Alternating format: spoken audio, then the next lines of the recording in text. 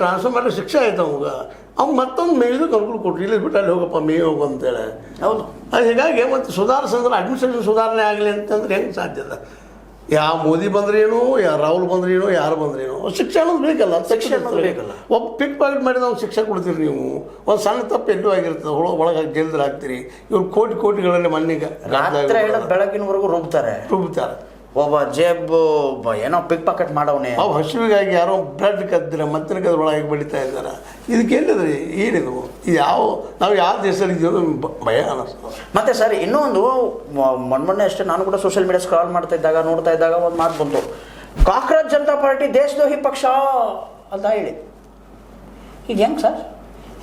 ಆ ದೇಶದ್ರೋಹಿಗಳು ಬರ್ತಾ ಇದ್ದಾರೆ, ಜನ ಚರ್ಚೆಗೊಳ್ತಾ ಇದ್ದಾರೆ, ತಮ್ಮನ್ನು ಹೀಗಾಗಿ ಬರ್ತಾ ಇದ್ದಾರೆ ತಿಳ್ಕೊಂಡು. ಸರ್ ಪ್ರಧಾನಿ ನರೇಂದ್ರ ಮೋದಿ ಅಂದರೆ ದೇಶನ ನಾವು ತಿಳ್ಕೊಂಡಿದ್ದಾರೆ ಬಿಜೆಪಿಗರು ಮತ್ತಿನ್ನುಳಿದವರು. ಹೌದು, ಇದೇ ಒಂದು ಘಮಂಡಿಯಲ್ಲಿ ಇದ್ದಂತಹ ಇಂದಿರಾ ಗಾಂಧಿ ಅವ್ರ ಪರಿಸ್ಥಿತಿ ಏನಾಯ್ತು ಸರ್? ನೋಡಿದೀವಲ್ಲ ಇವತ್ತು ಏನಂತೇಳಿ. ಕೊನೆಗೆ ಅವನೋ ಗುಂಡಿಗೆ ಬಲಿಯಾಗಿ ಹೋದ್ರು ಹೆಣ್ಮಗಳು. ಅವ್ರು ಯಾರೋ ಗುಂಡು ಹಾಕಿದ್ರು ಅದೆಲ್ಲ ಓಕೆ ಸರ್, ಅದೇನೋ ನಾವು ಅದನ್ನು ಮಾಡ್ತಾ ಇಲ್ಲ, ನಾವು ಅದನ್ನು ಮಾತಾಡೋದು ಬೇಡ ಇವಾಗ. ಬಟ್ ಇವಾಗ ಕಾಂಗ್ರೆಸ್ ಅನ್ನೋದು ಎಲ್ಲಿತ್ತು? ಇದೇ 10 ವರ್ಷ ಕಾಂಗ್ರೆಸ್ ಅನ್ನೋದು ಇಲ್ಲ, ನಿರ್ನಾಮವಾಗ್ಬಿಟ್ಟಿದ್ದು. ಹೌದು, 40-45 ಅಷ್ಟೇ ಎಂಪಿಗಳಿದ್ರು. ಹೌದು, ನಿರ್ನಾಮವಾಗೋಗ್ಬಿಟ್ಟಿತ್ತದು ಕಾಂಗ್ರೆಸ್ ಅನ್ನೋ ಪಕ್ಷ. ಇವಾಗ ಅದೇ ಒಂದು ಏನಂತೀರ ನೀವು, ದರ್ಪದಲ್ಲಿ ಪ್ರಧಾನಿ ನರೇಂದ್ರ ಮೋದಿ ಅವರು ನನ್ನೇನಾಗುತ್ತೆ, ನನಗೆ ಯಾರು ಸಮನಿಲ್ಲ. ಅರೆ ಸರ್, ಆಗಿರೋದೇ ಸಮ್ಮಿಶ್ರ ಸರ್ಕಾರ ಇವ್ರದ್ದು. ಹೌದು, ನಿತಿನ್ ಅವರು ಆಮೇಲೆ ನಾಯ್ಡು ಅವರು, ನಿತೀಶ್ ಹಾಗೂ ನಾಯ್ಡು ಅವರು ಬಿಟ್ಟು ಹೋಗ್ಬಿಟ್ರೆ ಮುಗ್ದೋಯ್ತು ಪಕ್ಷ, ಗೌರ್ಮೆಂಟೇ ಬಿದ್ದೋಗ್ಬಿಡುತ್ತೆ.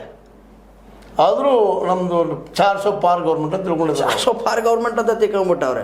ಸರ್ ಇನ್ನೊಂದು ಪ್ರಶ್ನೆ, ಚೀಫ್ ಜಸ್ಟಿಸ್ ಆಫ್ ಇಂಡಿಯಾ ಈ ರೀತಿ ಅಂದರೆ ಸಮಾಜದ ವಿರುದ್ಧವಾಗುವಂತಹ ಹೊಲಸಾದ ಕೆಲಸಗಳು, ಅನ್ಯಾಯಗಳನ್ನು ತೋರಿಸುವಂತಹ ಆಕ್ಟಿವಿಸ್ಟ್ಗಳು, ಸೋಷಿಯಲಿಸ್ಟ್ಗಳು, ಎನ್ವಿರಾನ್ಮೆಂಟಲಿಸ್ಟ್ಗಳು, ಜನ್ಜಿಗಳು, ಇವರಿಗೆಲ್ಲ ಅಭದ್ರವಾದಂಥ ಟಿಪ್ಪಣಿ ಕೊಡುವಂತಹ supreme court chief justice of India ಇವರು ತಿಳ್ಕೊಂಡು ತಾವೇ ರಾಜೀನಾಮೆ ಕೊಡಬೇಕಂತ ಅನ್ಸಲ್ವಾ ಸರ್? ನೋಡ್ರಿ, ಇವತ್ತೇನಾದರೂ ಈ ಒಂದು CJP ಹುಟ್ಟಿದ್ರೆ ಅದಕ್ಕೆ ಕಾರಣೀಭೂತರು. ಹೌದು, ಯಾಕೆ ಹುಟ್ಟಿದವ್ರು ಬಿಡಿಸಿ ಹೇಳ್ಬೇಕಾಗಿಲ್ಲ, ಅವರಷ್ಟು ಪ್ರಜ್ಞಾವಂತ ನಾವೇನಲ್ಲ. ಹೌದು, ಸ್ವತಃ ಅವ್ರು ತಿಳ್ಕೊಂಡು ಮಾಡ್ಬೇಕಾಗಿತ್ತು. ಇದು ಯಾಕೆ ಹುಟ್ಟಿತು, ಇದಕ್ಕೆ ನಾನು ಕಾರಣ ಯಾಕೆ ಆದ್ನಿ ಅನ್ನುವಂಥದ್ದನ್ನು. ಹೌದು, ಯಾವುದನ್ನೋ ಪ್ರೊಟೆಕ್ಷನ್ ಮಾಡ್ಲಿಕ್ಕೆ ಹೋದ್ರು, ಅದು ಬೇಡ ಬಾಯಿ ತಪ್ಪಂದ್ರು, ಆಯ್ತು ತಪ್ಪ ಯಾವುದಾದ್ರು.